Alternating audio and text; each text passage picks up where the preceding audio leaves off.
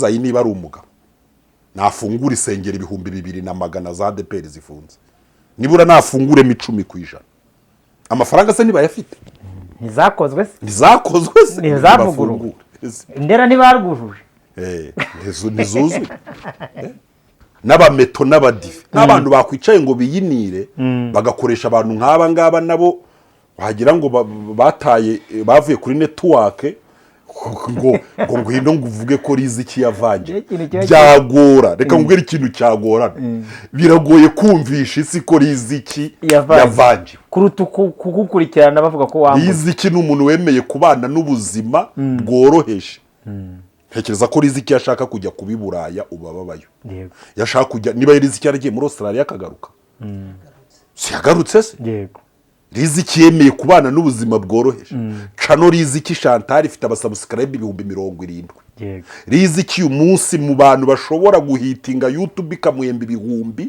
by'amadolari ariko riziki yaranyibwiriye ati Imana yarambwiye ngo atasiyo ntabwo yananirwa gukora ikiganiro cya riziki ngo kirebwe yego riziki amacano menshi aramuhiga ngo yahe ibiganiro ati Imana yarambujije niba Imana ikuye umuntu ku biryo ntarye ikamukura ku mazi ntanywe ikamuca ku mwenda ntiyambare ikamuza gutura mu gihugu cyiza ntajyeyo akaza guturana n'abanzi be agaturana n'abamuhinyura riziki ntabwo yari bubura umugabo muri iki gihugu cy'u Rwanda sibyo n'umutesho nge mfite amakuru ko yageze kugira umufiyansi umwe mu bafiyansi bakomeye hano mu gihugu ariko Imana igira gute aravuga atoya niba rero reka nkubwire jowe imbwa warayisize ujya guhiga gufata umuhigo rwose ugiye ntambwa byakuruye kuko kujya kuvuga ngo niyo yaba hanura ibinyoma biragoye kumvikanisha ko Joel avuga ukuri riziki abeshye ko Joel avuga ukuri riziki abeshye cyo biragoye kuko naravuze ngo riziki yashenye ADPR nubiye umunsi ufashe riziki ufashe amazi abiri yose ukandikaho ADPR ugakingura imiryango ugafata abakiristu ba ADPR bose ukabashyira mu kibaya hariya riziki akajya ku muryango umwe n'umuntu ntavuze akajya ku wundi muryango none mukavuza ifirimbi ati nimurebe bari abashumba babiri mugende babashumbe sibyo mwinshi hari ubutumwa bafite bagiye gutambutsa muhitema aho murajya kumva ubutumwa riziki akinjira wabona ntago navuga 100% 75 by'abakristo ba ADPR bajya kumva ubutumwa riziki agize gute atambukije niyo mpamvu abahanuzi nk'aba banapfa kuko iyo utabishe birakugora kwigarurira imitima y'abantu akansabe mwamuhe arebe nawe arebaho urwego aho umwuka rero babwiye ngo ujye ukorera ahangaha niwemeye kuhakorera icyo ngicyo ni icyambere kiranahagije kandi icya kabiri yego nuko kirazira zayo zaziruwe yego cyo ni icya kabiri bantu mudukurikiye murahakana ko mwaziruye ariko ngo ni uburyo Bibiliya yari yandikanywe ubujiji n'injiji zayanditse icyo ni ikimenyetso kuko buriya reka nguhe amakuru abantu bo muri ADPR bagomba gutegereza yego mugiye kuzabona itsinda ry'abanyabwenge itsinda ry'abanyabwenge yego rigenwa kugira ngo ritegure Bibiliya bazita ADPR Bible nkuko ku buryo umukristo muri ADPR azajya bafite Bibiliya yera ariko akagira niya ADPR nka kuno kw'abahamya nizere ko uri amahoro wakoze subscribe kuri Byishimo Official ndetse na Prince Robert Rwanda kugira ngo ujye ukurikira ibiganiro byacu uko tubishyizeho umunsi ku munsi ndi umuhungu w'Imana n'abanyarwanda n'umuntu wese wumva ururimi ndi kuvuga nakiriye mushumba Byishimo kuri kamera mu ishati rwose ejo bundi nabonye muri commentaire bavuga ati ariko iyo shati irimo iyihe mihamuro gishinda kwakiriye oya biranababaje kuba abayoboke bansabi badashobora kumubaza ikote rye na karuvati yambara imyaka 10 kabishiza ari jya akoresha ngiyewe nka pasteur abakristo bagahangara kuvuga ngo kuki pastor ngo iyo shati ari yahora yambaye kandi wendi hashize nk'imyaka 5 ariyo umukirisitu w'umusamariya w'umutima mwiza avuze ati mushumba genda hano muratoriye ugura ishati none se baragira ngo nambare iyihe yindi se itorero ntirikiduhemba abakirisitu baratwanze satani yarabafashe nyine ni ukwambariye kugeza igihe nyagasani azakorera ibitangaza ngo hari abantu bavuga ngo harimo akandi kantu agakiza ako kantu kaba karimo nyine ntihagira ugahishurirwa noneho erega ukamenya ute uravuga uti reka mugurire indi noneho nadahindura nzamenya ko harimo akantu yego ariko mu gihe hari iyi imwe nese nkuremo nambara ubusa se arya ngo uzambara ubusa ryayo shaka twikomereza ikiganiro ureka hari abantu b'abatamutwe baba baza gukina ku muntu afite imyenda yuzuye muri garderobe Yesu yaravuze ngo nubona mwene so yambaye ubusa cyangwa afite umwenda umwe wowe ufite itatu umuhereza undi mufata umwe umuhe hari abantu barindagiye bibwira ngo bazajya no mu ijuru ariko bariteye umugongo bigwa bamena ibiryo yarangiza akaza ngo impamvu ngo turi kuri YouTube ngo ni inzara kandi amena ibiryo ntatumaze iyo nzara ngo arebe ko tuhagaruka abantu baza barindagira ngo niba mwarabuze ibyo muvuga mwakwigisha ijambo ry'Imana twashyira ijambo ry'Imana yakandaho yakumva tuvuze ngo mwami Yesu agacaho yiruka akajya kureba amatiku sibyo twamugaburira ibyo ashaka ugasanga aje kudutuka abo n'abantu nabo bafite shitani bagiranye amasezerano na shitani bashinzwe kuza baduharabika gusa ibi bavuga ngo bagenewe kera ngo mwabuze ngo ibyo mukora ndetse nyine rega nawe ako kazi ukora umuntu utarabuze icyo akora ninde ni nyakubahwa perezida wa repubulika yego abandi bose baba barabuze nyine icyo bakora perezida niwe muntu uba afite icyo akora yego cyangwa umugaba mukuru w'ingabo kuko uwo niwo mwanya uba uri kuri apoje hejuru ariko bujya mu gihe uzabona umuntu ari umusekirite hanze ntiyanze kujya mu biro aba yarabuze akazi ko mu biro noneho kugira ngo umuceho umusuzugure deregiteri uzamubwira uti jya mu biro ngo ume hano ko yanga kujya umuhero mwiza abona akambwira ngo somana ngo wabuze icyo ukora narakibuze nyine makazi urebe ko ngaruka ahangaha nk'ibyo byose ngo ayo ni amaco y'inda ni amaco y'inda nyine aho kwicwa n'inzara nakwicwa n'umugayo sinabonye abafite akazi bahaga akaza kuvuga ati mujye kuzimu munzanira amafaranga urumva baheba none se ubu ngo wavuze ngo wambaje namuvuze nyine none se we ahagarara mu rusengero urundi rukundo si amafaranga ashaka mbese umuntu niba ahembwa miliyoni 2 ku kwezi nge ntabwo ushobora no kuza ngo undindagireho hembwa miliyoni 2 ku kwezi baraziguhereza urangiza ngo uze kuntoza ngo inzira nyuramo ntoze ngo inzira ngo nyuramo nijya mu ijuru ntabwo wayintoza ngo nkwemerere kabisa ntabwo wagira gutyo uhembwa miliyoni 5 nurangiza ngo nge ngo nzaguteresha turi umushumba wanjye uri umushumba wanjye singukunda sinkwemera uri ikirura inama turagukwepa turakwihisha ntabwo dushobora no kugendana nawe weho ntabwo bishoboka ugenda muri vewiti ya miliyoni 200 abakristo imyate yaratwishe amafaranga essence iva mu cya 10 n'amaturo twigwa turaca inshuro babagore bigwa ku gataro izuba ririmo kubica Nyabugogo n'abazunguzayi barayaguhaye ugiye weho ushobora guhangana na litro essence ya 3 karibira ya vewiti ruzuye abana bajya bagenda mu modoka y'itorero bagiye ku ishuri uninya wicaye mu nzu zirimo amawese bicaye itoro gishyura miliyoni ku kwezi cya miliyoni n'igice warangiza ukabwira ngo ngiye ngo uzampagarara imbere ngo namara kwa prodinga ubwire ngo inzira ijya mu ijuru ngo niyo umusaraba wa Yesu niyo umusaraba wa Yesu waje wambaye costume y'ibihumbi 500 somana ishati imwe insaziye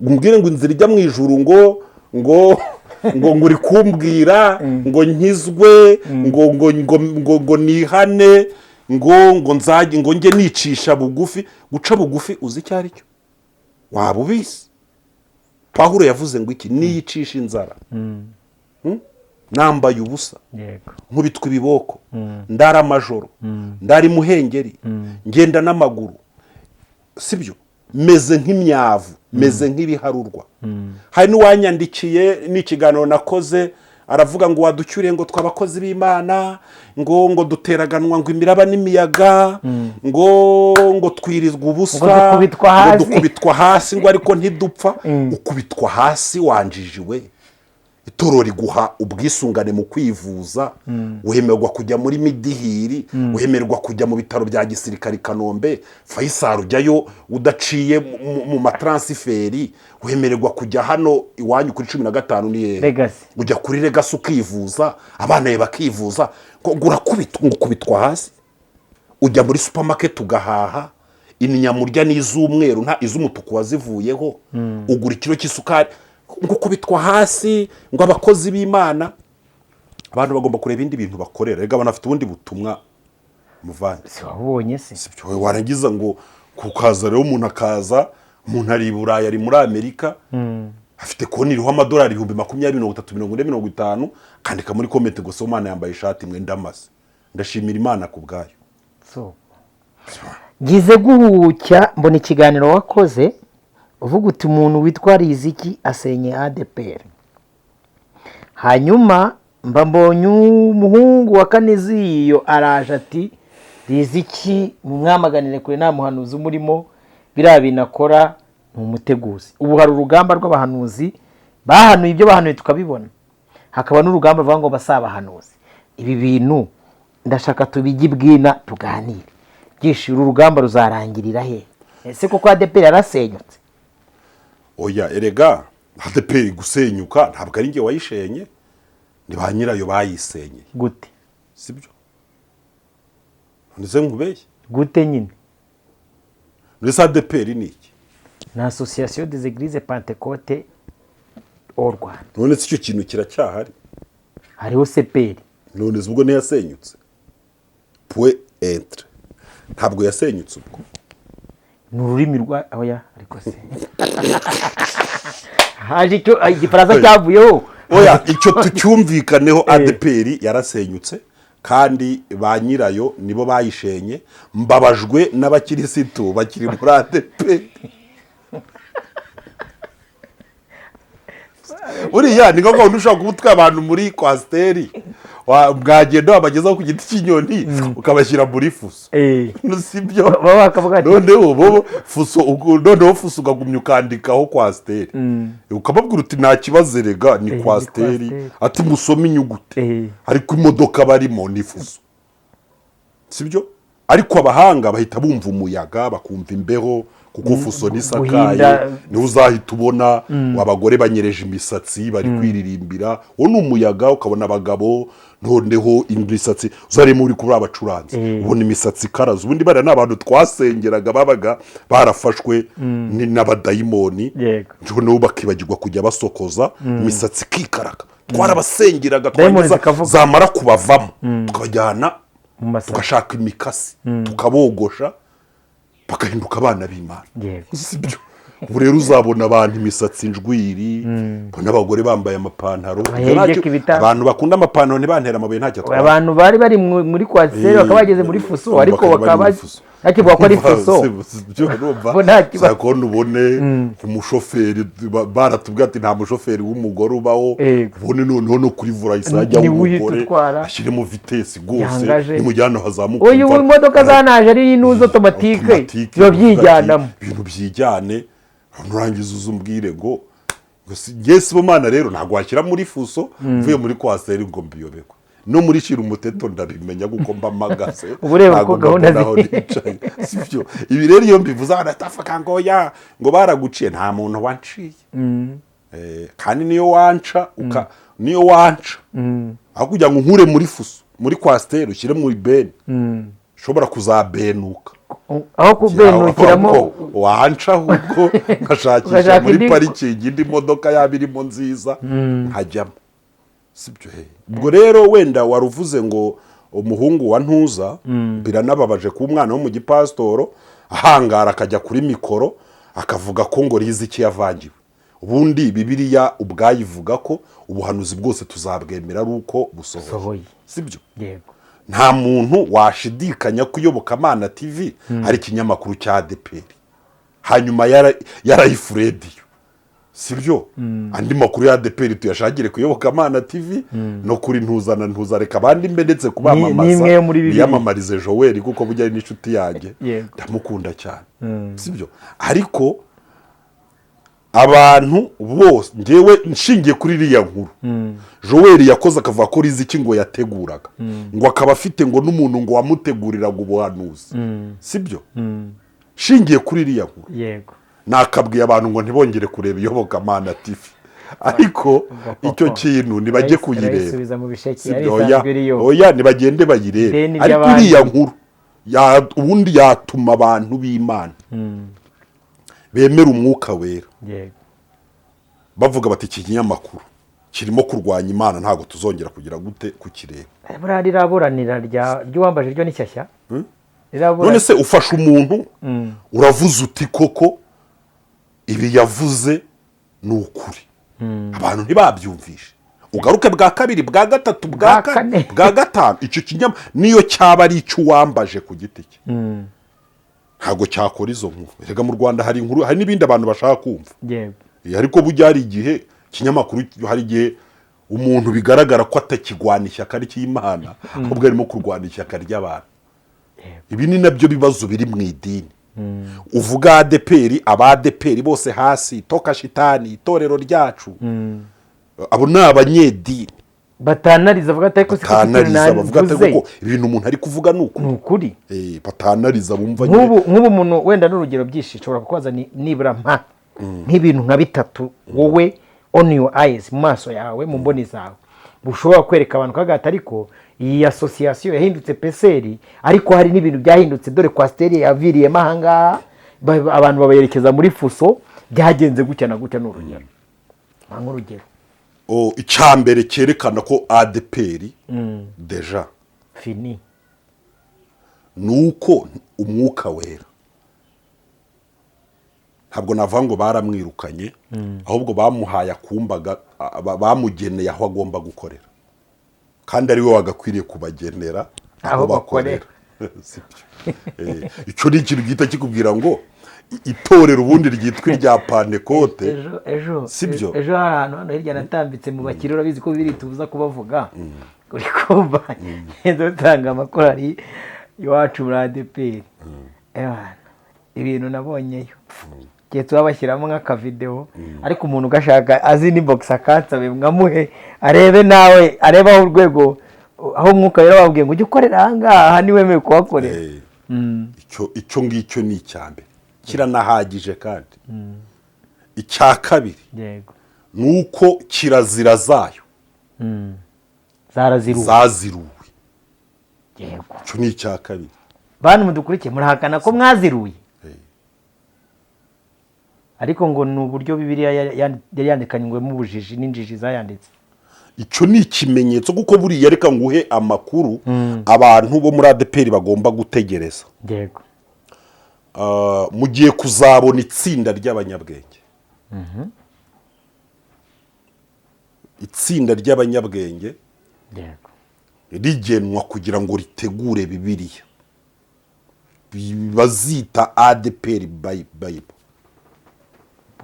nkuko ku buryo umukristo muri ADPR azajya bafite Bibiliya yera ariko akagira niya ADPR nka kuno kw'abahamya kuko iyo abantu bamaze kuvuga ko muri Bibiliya harimo amagambo atakigendanye y'ubujiji umushumba muri ADPR akavuga ngo Bibiliya yanditswe n'abantu baheza abagore ubwo rero uyu munsi hakaba hamaje kubona abanyabwenge nyine badaheza abagore ubwo ni ngombwa ko hagomba kwandika Bibiliya igomba kuzavugurura ya mirongo irimo iheza abagore sibyo bintu ni mugomba kubimenya kuko buriya nko muri Bibiliya ya Yehova uzabona ijya gusa na Bibiliya yera ariko nyamara hari udukoroze abayehova muri Bibiliya yera bashidikanyaho ubwo rero utwo dukoroze baraduhinduye uko babishaka kugira ngo Bibiliya yabo itabacira urubanza kuko Bibiliya itabacira urubanza kuko iriya ni danje iriya ihita ikurega iyo wemeye kuyoborwa nayo iyo uyobye ihita ikubwira itera danje kuko urugero turicaye tugiye kurobanura abapastori iyo dusomye verise tugiye no kubasengera nko kwa Tito n'urugero iyo tugiye gusengera abakuru b'itorero nta wundi murongo tuzabona Pawulo niwe washyizeho orientation yo kwimika abakuru Y'abepiskopi. b'itorero, aravuga ngo ni uko umwepiskopi aba ari umugabo. Ubwo rero bazavugura Bibiliya bavuge ko aba ari umuntu cyangwa aba ari umukirisitu. Bazahavugurura bavuge bati aba ari umuntu, kuko mu muntu harimo ibitsina byombi, harimo ibitsina bibiri. Aba ari umukirisitu kuko mu mukirisitu harimo ibitsina bibiri.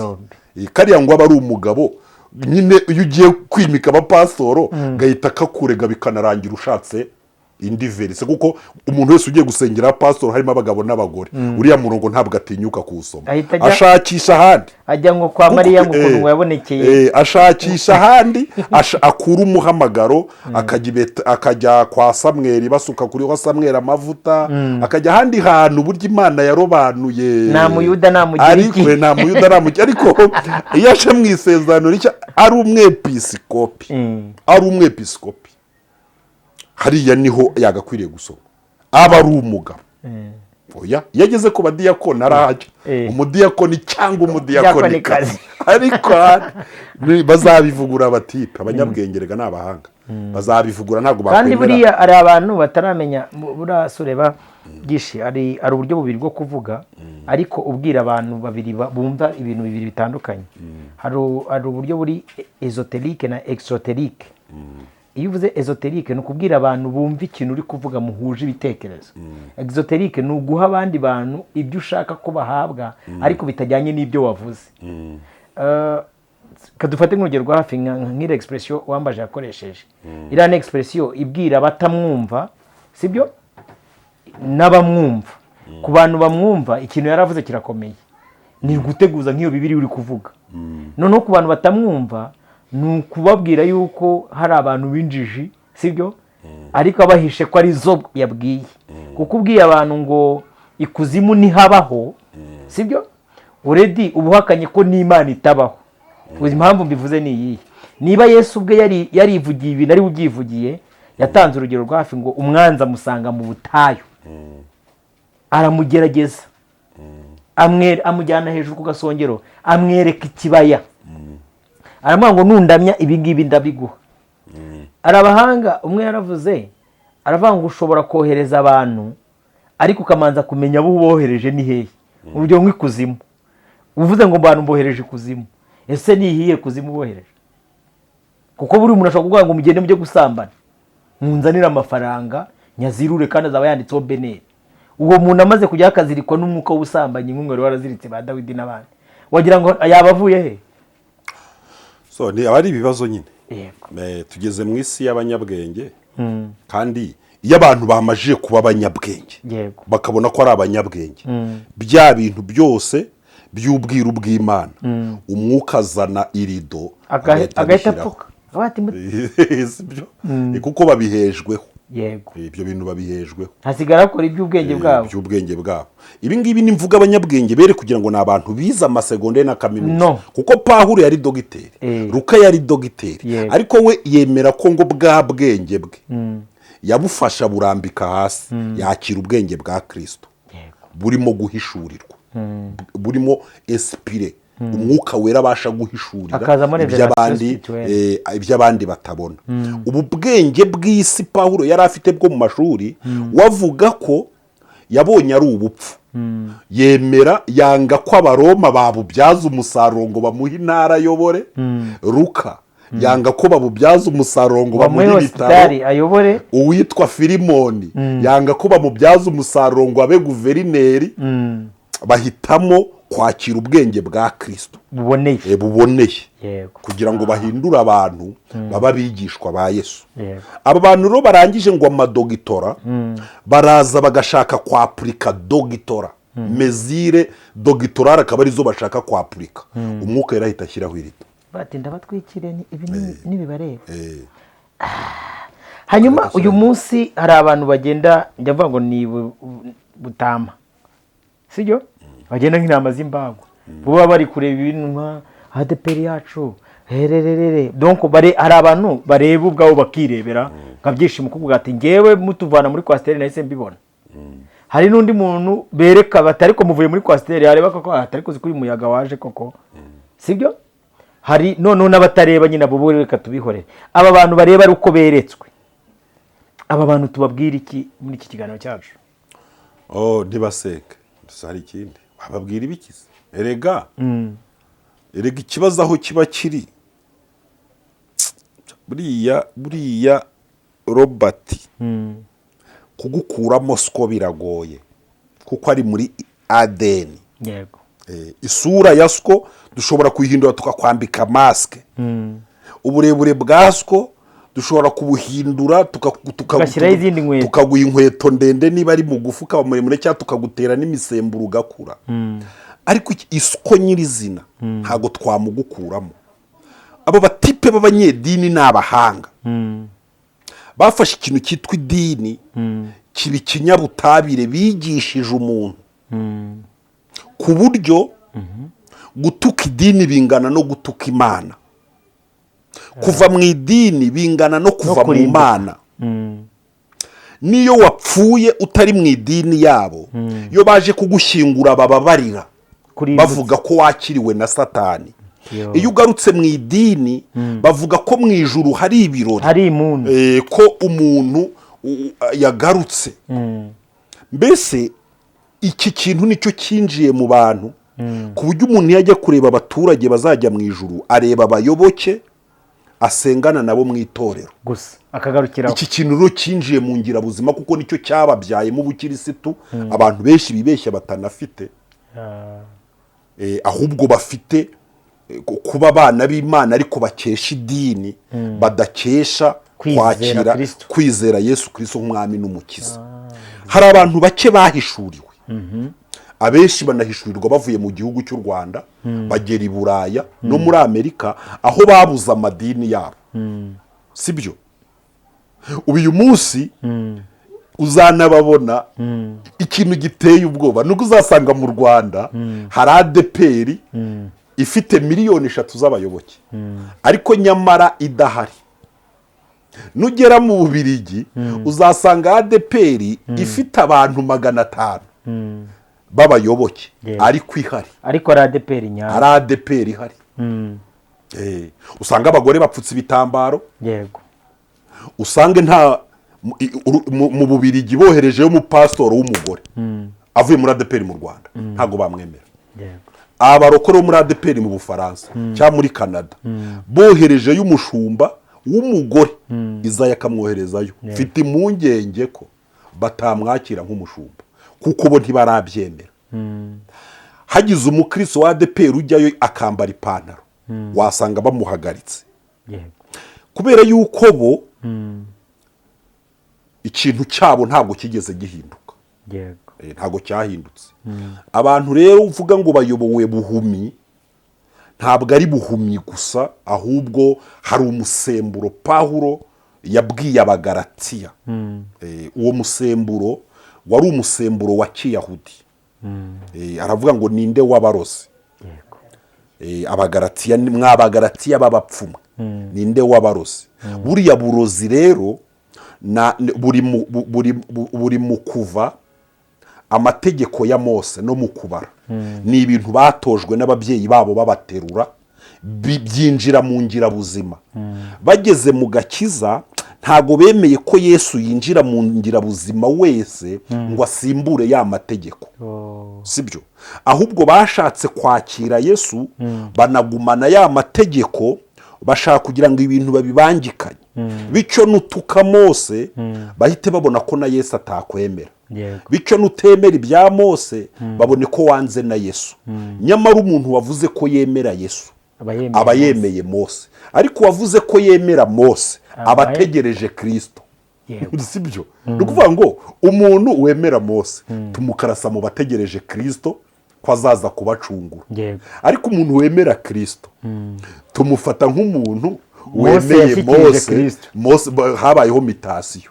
Yo rero icyangombwa cy'ubutaka umuntu yakoze mitasiyo, nubwo ayo mazina yomba bari kuri icyo cyangombwa, ariko izina rifite agaciro ni irya wa wundi wagihawe. Nubwo tubona Mose na Kristo muri Bibiliya, ariko wo kwemera no kwizerwa ni Kristo. Ibi bintu rero abanyedini ntibabyemera. niyo mpamvu Yohana yabyanditse akabibasobanura nkanjye rero yaraje aza mube. nkanjye rero ubibonye uzasanga umuntu avuga ati weho muri ADPR baragutenza ahubwo niwe uhagaze. kuko njye ntago njye umuvugizi yampagarika nzizi ibi nawe arabizi. sibyo ibi nawe arabizi. nigeze kujya kubwiriza rimwe mu rindi torero ahantu njya kubwirizayo, noneho umushumba wanjye antumaho twicarana mu biro, arambwira ati kuki ujya kubwiriza mu yandi madini? ndamubwira irambura Bibiliya iyo ufite ku meza, Matayo ngende mwigishe. muri ADPR atoya, mu bameto atoya, hehe mu mahanga yose. ndavuga inti rero nuko Uwiteka ari hariya gusa, ahubwo buriya banciriye inzira ngo nge nibura yabaye yangezaga mu mahanga yose.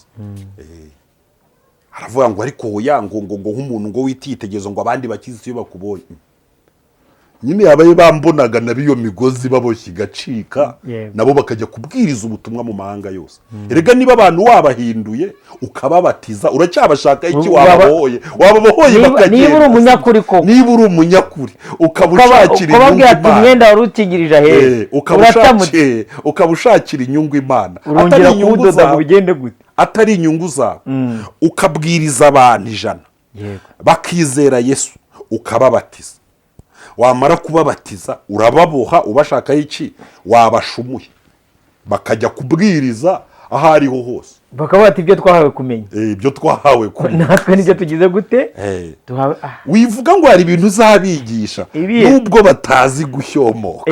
nubwo utazi gushyomoka kuko utari umuhanga, hamya gusa ko wamenye ko Yesu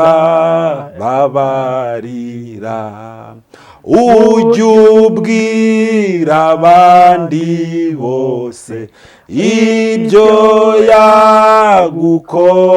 yagukoreye, nuko mwinginga gufashe uti mwami mfasha ubu. none buri muntu wese wakiriye Yesu, Imana igira akantu imukorera. wowe nubwo waba utakazi, sibyo? tuzipoze kuri gucuruza mu isoko, Imana igira akantu igukorera uzabwira abo bantu. nubwo utameze nka byishimo ushobora kujya kuri kamera ukavuga hamya mu bandi, hamya mu bantu, babwiye ko Yesu agira neza. kwibaze kuba warisha abantu. wakwizera Yesu kumva nta rubanza ugifite. wabwiye abana ati singe wishe kwa kanaka, singe na gacaca nibyo itavumbuye. abantu bazahita bemera ati umuntu wishe gacaca ntimuvumbure, akaba abyivugiye ati yarakijijwe. mujye kwa Yesu.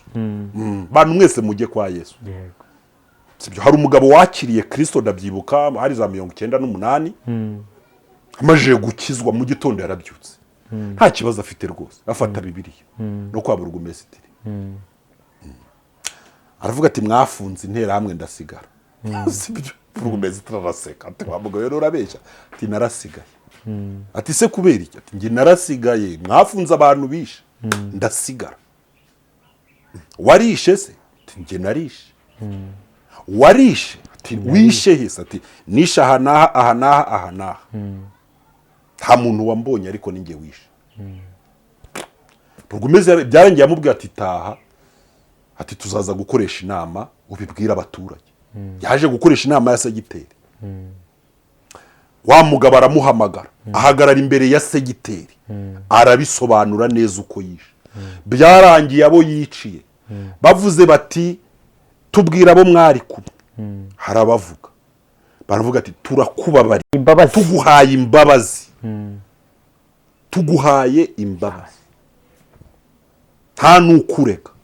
umugabo aritahira, yigira mu rugo, ubuse birarangira. tuwe entre ubwo urumva ninde Yesu agukorera akantu, genda uvuga ko kaba gahagije. genda uvuga ko rwose hari umugore, hari umugabo, umugore wacu yagize gutya yuzura umwuka wera. hano biti muhondo mu giterane cya Pantekote, umugore roho mutagatifu aramumanukira mu giterane, yuzura umwuka, yaravuga indimi. arangije kuzura umwuka wera ahamagaye umugabo kuri telefone zari zaraje aramubwira ati sheri, umugabo ati sheri, umugabo ati papa kana mugabo wanjye, umugabo ati ndavugana nande. Ubundi yari umugore w'umwadeperi ariko atarita umugabo we sheri, ataramwita kaka kanaka, amwita Habimana, amwita icyo ntaza amusuzugura. Umugore ataha yakijijwe, hageze mu rwasuza umugabo n'amaboko abiri, umugore arasasa. Ku kindi cyumweru umugabo yari umugabo w'umukire, agura amafanta, agura inyama, agura ibintu byose, atumira itorero, atumira inshuti ze, haza aravuga ati ndashima Imana ko umugore wanjye yakijijwe, nawe ahita ajya muri ADEPR. Koko niba umuntu umubwirije ubutumwa agakizwa kuzura umwuka wera, uramugira imbata y'iki? Ushaka kumuhesha andi mategeko? Niyo utakwiga umwandika no mu gitabo cy'idini, mu ijuru baba bamwanditse. Hari undi mugabo hano, dore mugazi hano muri za Gihogo, yuzuye umwuka wera, yuzura umwuka amaze kuvuga indimi, aravuga ati ndavugisha ukuri uyu munsi. Ati uyu munsi ndavugisha ukuri. Abasingiye mikoro ati ndabivuga byose. Umugabo wanjye naze hano, aravuga ati abana 5 dufitanye, umwe niwe wawe urimo. Uwa kabiri n'uwa kanaka, uwa gatatu n'uwa kanaka, uwa kane n'uwa kanaka. Ndabivuga. Shitani ndamukoze isoni wari warambaza. Umuntu amajije kubohoka neza, atangiye kuvuga se umugabo yikubise hasi.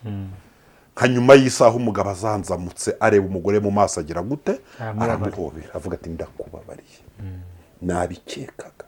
Ni narabuze ikimenyetso. Ndakubabariye kandi nakiriye abana banjye 5. Imana ishimwe ko impaye umugore ufite ubugingo, tuzajyana mu ijuru. Ubu ngiye kubana n'umugore w'umukristo ukijijwe wizera Yesu, na n'uyu munsi urugo rurakomeye.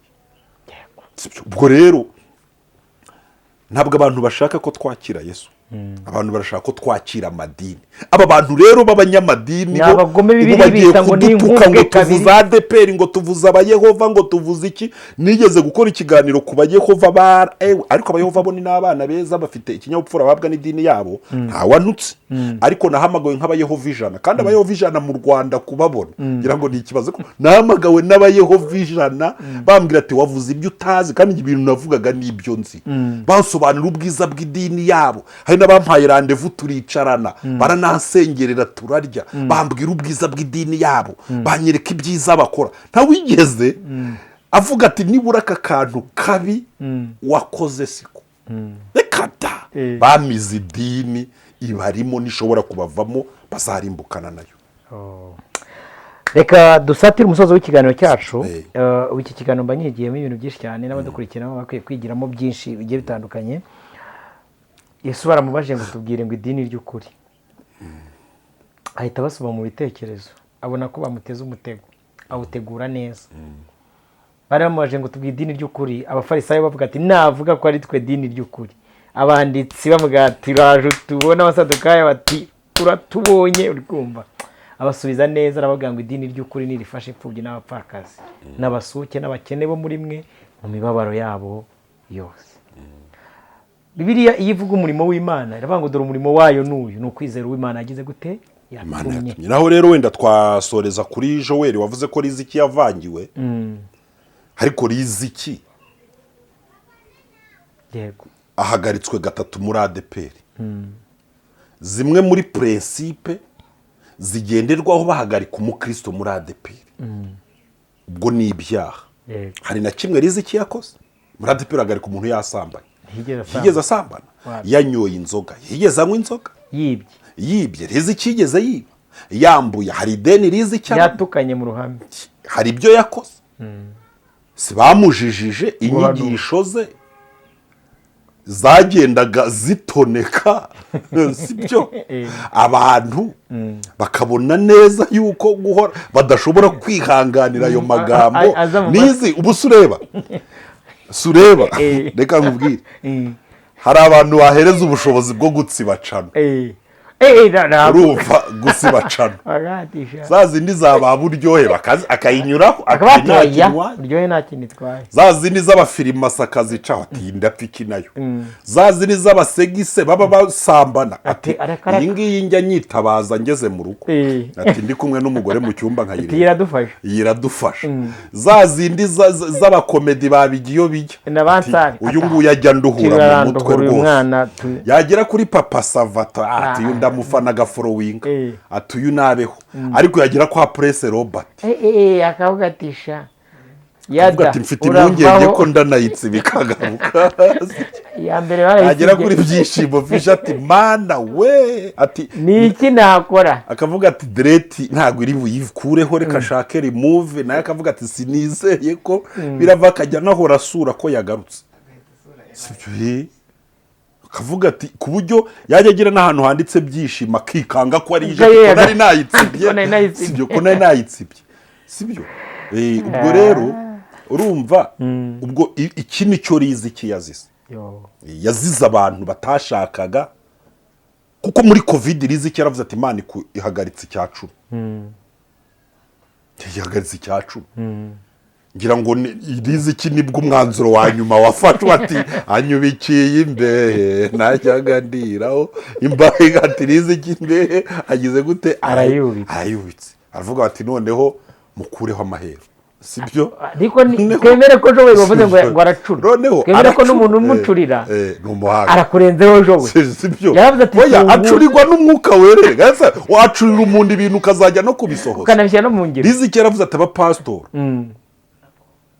abapasitoro bagiye kuvaho, none se hari usigaye, hari wabasigaye mumbwire ibintu Riziki yabihanuye ku bwa Tom, barimo kwaka Gisozi baracyariho,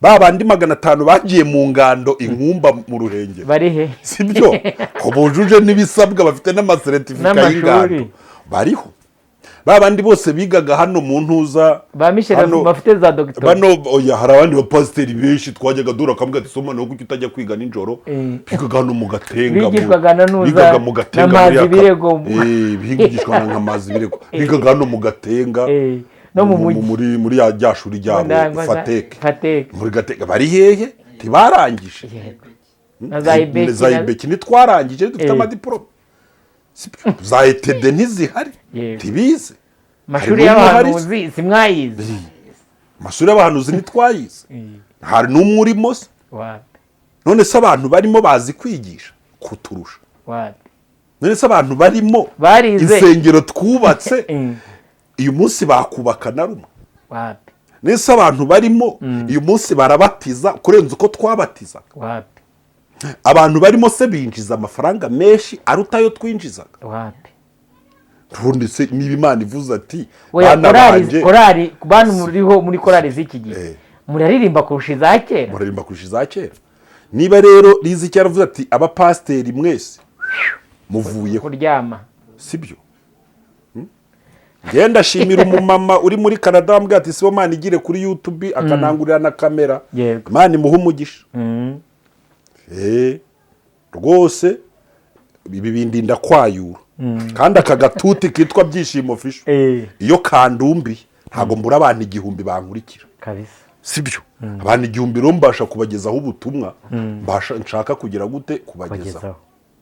Riziki ko yavuze ati insengero zirafunzwe funguzo covid kaza bakazifunga ngo biriya ntabwo ari ubuhanuzi ngo icyorezo nyine nikiribuze. Riziki atireka mbabwire ntabwo ibyo ari byo navuze, ati izo zo zitwawe n'abantu, ati Imana igiye ko nyuma bafungura ngo ntimureba Riziki ko yavangiwe. Riziki ati izo impamvu mwabonye byafunguwe n'abantu bari batwaye imfunguzo, ati noneho rero Imana iraje zitware ngahiza iyi niba ari umugabo nafungura isengero 2,200 za ADPR zifunze, nibura nafungure 10% amafaranga se niba yafite ntizakozwe se ntizavuguru indera ntibarwujuje ntizuzwe n'abameto n'abadive n'abantu bakwicaye ngo biyinire bagakoresha abantu nk'aba ngaba nabo wagira ngo bataye bavuye kuri network ngo ngwino ngo uvuge ko Riziki yavangiwe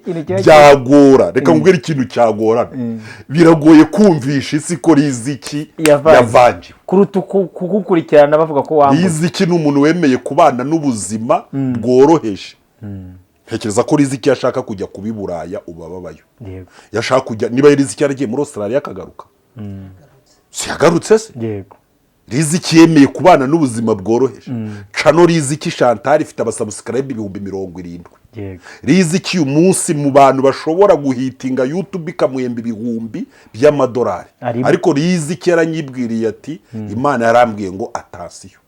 Ntabwo yananirwa gukora ikiganiro cya Riziki ngo kirebwe. Yego. Riziki amacano menshi aramuhiga ngo ayahe ibiganiro ati Imana yarambujije. Niba Imana ikuye umuntu ku biryo ntarye, ikamukura ku mazi ntanywe, ikamuca ku mwenda ntiyambare, ikamuza gutura mu gihugu cyiza ntajyeyo, akaza guturana n'abanzi be, agaturana n'abamuhinyura, Riziki ntabwo yari bubure umugabo muri iki gihugu cy'u Rwanda. Sibyo n'umutesho. Nge mfite amakuru ko yageze kugira umufiyansi, umwe mu bafiyansi bakomeye hano mu gihugu. Ariko Imana igira gute? Aravuga atoya. Niba rero reka nkubwire Jowe, imbwa warayisize ujya guhiga, gufata umuhigo rwose ugiye ntambwa byakuriye. Kuko kujya kuvuga ngo niyo yaba hanura ibinyoma biragoye kumvikanisha ko Jowe avuga ukuri Riziki abeshya. Ko Jowe avuga ukuri Riziki abeshya. Cyo biragoye. Kuko naravuze ngo Riziki yashenye ADP. Nubu uyu munsi ufashe Riziki, ufashe amazi abiri yose ukandikaho ADP, ugakingura imiryango, ugafata abakirisitu ba ADP bose ukabashyira mu kibaya hariya, Riziki akajya ku muryango umwe, n'umuntu ntavuze akajya ku wundi muryango, noneho mukavuza ifirimbi ati nimurebe bariya abashumba babiri, mugende babashumbe. Sibyo mwinshi hari ubutumwa bafite bagiye gutambutsa, muhitemo aho murajya kumva ubutumwa. Riziki akinjira wabona ntago navuga 100% 75 by'abakristo ba ADP bajya kumva ubutumwa Riziki agize gute atambukije. Niyo mpamvu abahanuzi nk'aba banapfa, kuko iyo utabishe birakugora kwigarurira imitima y'abantu. Birakugora kandi gupfa mvuze ntabwo ari ukujyana umuntu mu irimbi, umuntu agutemeraho itaka akarima neza. Ngewe rega nigeze kwerekwa, nge ntago njya nkunda kwerekwa, nabwiye Imana uzanyereka ibintu bike bisohora. Ntago mbonye ngo imbebe inyuza hangwe ipusi ngize gute oya. Ariko iyo neretswe ikintu kibaho kinene ndi gusenga mbona umubyeyi wacu udushumbye twese, ariko simvuze muri politike ni mu idini, bona afashe isabune arayikarabya, afite urufuro rwishi ku ntoki, agiye kuri robine arakaraba, urufuro rumushiraho. Ijwi rirambwira ngo uko ubonye akarabye ruriya rufuro niko umuntu wese wambitswe impeta yo gukorera Imana asanze mu murimo azamukaraba mukure muri ADP. Ijwi rirambwira ngo itegure. Nuko sibo Mana ntangira kwitegura kuva moda. Bagwanye umuhamagaro nyibonye ntago nateye urutoki hejuru, nimerekeza ngira ngo nge ntayo bamaye. Umuntu yambwe ngo nge kurega, ndavuga ina aya ntago naje mu idini guhembwa, nge sizakurega idini. Sibyo ubwo nukuvuga ngo nurimo niyo yaba umwe cyangwa babiri azavamo, kuko hari system ntashobora kwapirika muri urugo rwawe wehurimo. Ngomba kubanza kugwana no kugusohora ukahukana, kuko ntabwo wabona ndi gusomana n'umugore wawe hano mu ntebe uhari. Tugomba gushakisha ibyo tugutuma kuzana nuza fanta cyangwa tukagutuma Nyabugogo, ubundi twabona ugiye akagukurikira yabona urenze akaza tugakira igitano. Hari ibintu rero bigomba gukorerwa muri ADP kandi bigakorwa umuntu wese wabaye pastoro atimitswe n'umushumba mukuru, atarambitsweho ibiganza n'ibyo biganza, agomba kuba atarimo. Ni umurongo mwiza wa ADP w'amavugurura uganisha abantu ku Mana y'iki gihe. Yego, ndagushimiye kuba wabanye natwe muri iki kiganiro. Shimiye na Pastor Byishimo twaganiriye